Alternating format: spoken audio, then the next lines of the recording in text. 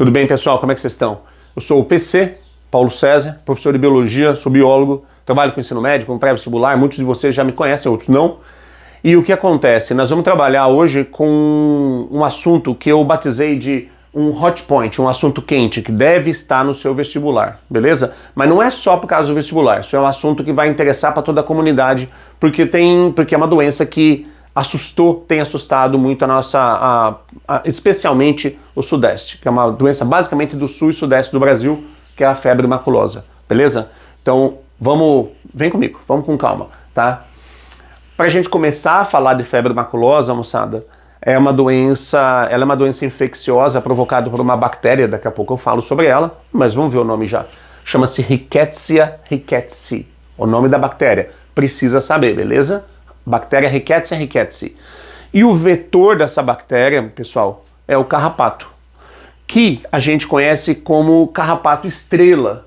Esse bicho aqui, carrapato estrela. Mas ele tem vários nomes, e isso que é uma coisa interessante, porque esse nosso vetor, ele é um animal trioxeno. O que é isso? Ele é um vetor trioxeno porque ele tem 3 hospedeiros no seu ciclo. Então eu quero começar a falar sobre ele. Tá? Olha que interessante. Ó, o processo começa, moçada, quando uma fêmea enorme, uma fêmea ingurgitada, sabe o que é ingurgitada? Quer dizer, bem gorda, tá? Uma fêmea bem gorda, tá?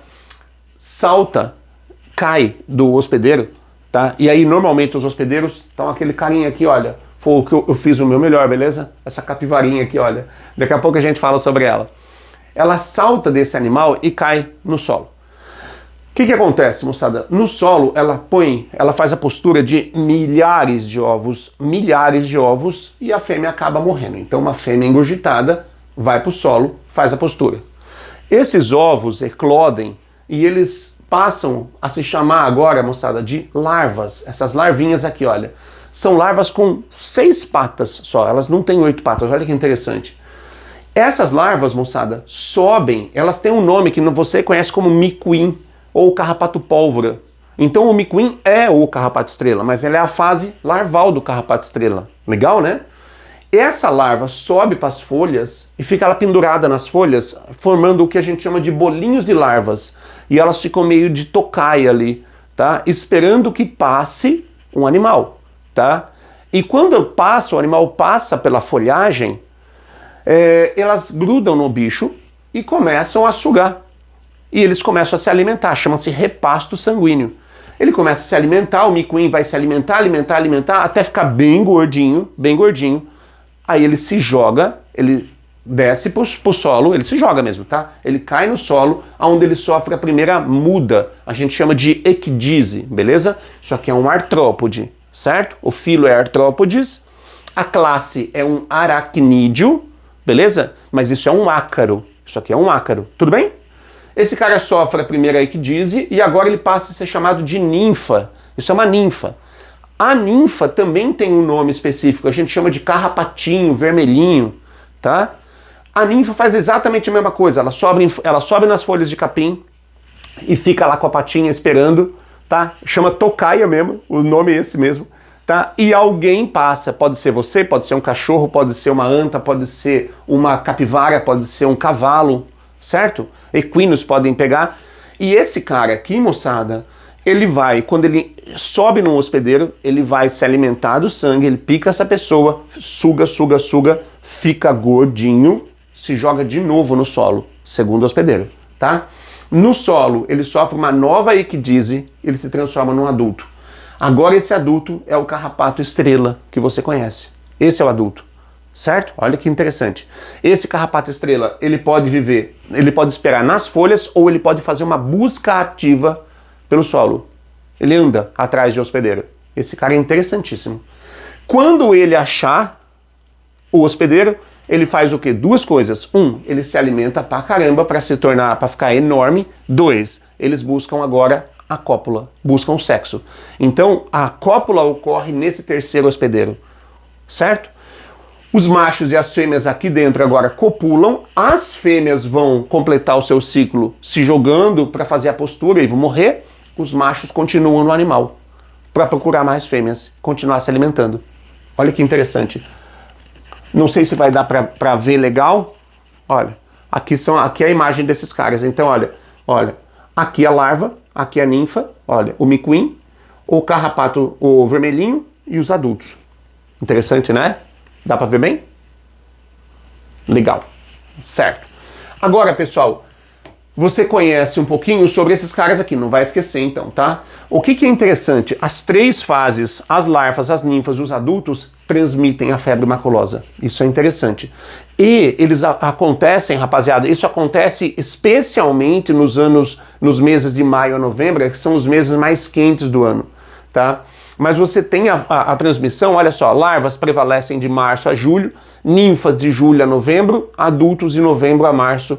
Ou seja, eles realizam uma geração por ano, mas as 3 fases são infectantes, tá certo? É que o que acontece? A infecção é maior com larvas e ninfas, inclusive pelo tamanho dos animais, que são animais menores, tá? Mas todos eles podem portar a bactéria. Para que o ciclo se complete, eles precisam de um hospedeiro. O hospedeiro aqui que interessa, a gente interessa bastante, é a capivara. Essa capivara parece um rato, né? Cara, ela é um ratão, não é? A capivara não é um ratão, mas ela é um roedor, e não é qualquer roedor. Ela é o maior roedor do mundo. Isso poderia aparecer na sua prova, entendeu? O camundongo, o Mickey e uma capivara tem muito a ver, cara. Um bicho que chega a pesar 70 quilos, mais de 70 quilos, tá? E esse cara aqui, então, ele é um mamífero da ordem Rodentia. Ele é um roedor, beleza? Que vive nos banhados, etc e tal. E ele é um dos principais amplificadores das rickétsias, das bactérias. Então é um cara que tem muito interesse médico pra gente. E olha só, capivara também pega febre maculosa. Mas, olha que interessante, ela fica umas 3 semanas até propagando a febre maculosa nesse momento. Ela pode morrer de febre maculosa. Esse bicho morre de febre maculosa. Mas se ela não morre, ela se cura. E aí ela fica mais resistente, ela fica resistente à doença. E aí ela ajuda a controlar a população de bactérias que estão nos carrapatos. Porque agora ela está resistente. Carrapatos que estão numa capivara já curada não tem grandes problemas. Olha que interessante, legal, né? Então o problema não é caçar a capivara, óbvio, porque isso é proibido por lei.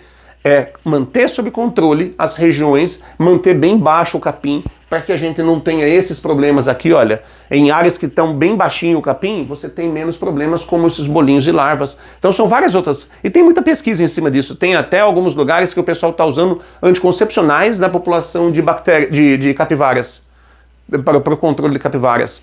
Interessante isso, né? Vem cá. Vem pro lado de cá. Vamos discutir rapidamente sobre bactéria. A bactéria Rickettsia rickettsii é uma bactéria gram-negativa, ela se cora de rosa, tá? No teste gram, tá bom? Isso aí é para uma informação para vestibular, uma gram-negativa. Ela é mais resistente a antibióticos, mas ela responde a antibiótico. E o problema dessa doença, moçada, é que ela evolui rapidamente, ela começa de 2 a 14 dias, mais ou menos, os sintomas. Em média são 7 dias, tá? E os sintomas são muito claros, assim, olha, no início, só que eles são muito confundidos com outras doenças. Então você tem, olha, 3 pontos aqui, olha, febre alta, muita cefaleia, muita dor de cabeça e exantemas. Exantema, rapaziada, como é um negócio meio desconhecido esse nome, resolvi pegar uma imagem aqui, olha. São manchas vermelhas pelo corpo. Tá vendo? Dá para aparecer?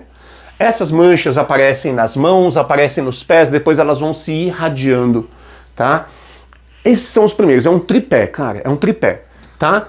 Febre alta, dor de cabeça e exantemas, tá? Olha que, o que mais pode acontecer, rapaziada? Dores musculares, manchas na pele, que são os exantemas, estão aqui, né?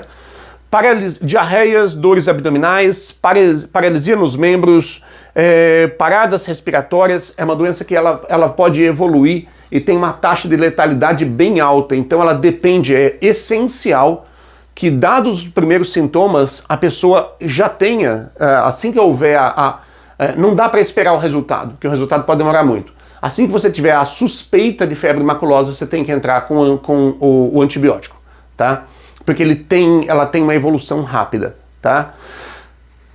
Dá para evitar?